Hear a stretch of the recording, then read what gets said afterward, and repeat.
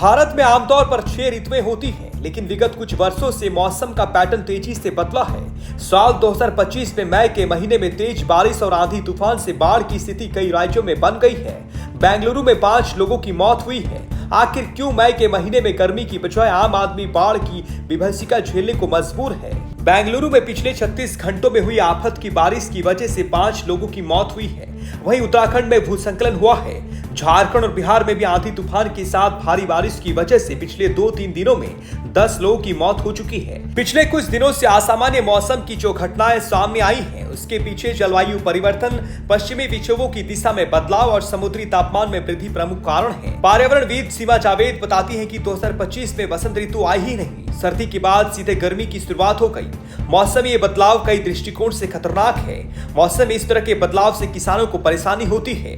कई तरह के फल और सब्जियां बाजार में नजर नहीं आती हैं। जाड़े के बाद सीधे गर्मी का मौसम, इस वजह से आफत की बारिश हो रही है। बारिश होती तो है, लेकिन उस बारिश का कोई फायदा आम आदमी को मिलने वाला नहीं है। इस तरह की बारिश कम समय के लिए होती है, जिससे पानी बर्बाद होता है, ग्राउंड वाटर रिचार्ज नहीं हो पाता है और वाटर हार्वेस्टिंग की कोई सुविधा हमारे पास है ही नहीं। कुछ साल पहले तक जब बारिश होती थी तो मौसम खुशनुमा हो जाता था, लेकिन अब परिस्थिति बदल चुकी है।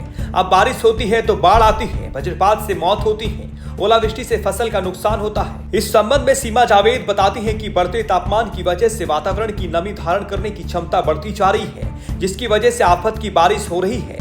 नेपाल में याला ग्लेशियर समाप्त हो गया है। इस ग्लेशियर को मृत घोषित कर दिया गया है।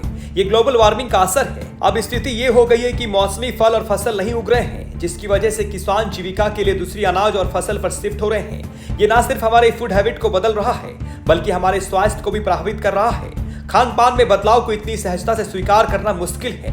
मौसम के पैटर्न में जिस तेजी से बदलाव देखा जा रहा है, आने वाली पीढ़ी को पेयजल का गंभीर संकट देखना पड़ सकता है। ग्लेशियर पिघल रहे हैं और नदियां सिकुड़ रही हैं। हीट वेव और हवाओं की दिशा बदलने से आजकल कम समय में अधिक वर्षा होती है, जो बाढ़ की स्थिति को उत्पन्न करता है। साथ ही पहाड़ी राज्यों में लैंडस्लाइड की घटनाएं भी बढ़ रही हैं। कैसा लगा ये हमारा वेदर रिपोर्ट? कमेंट सेक्शन में जरूर बताइएगा।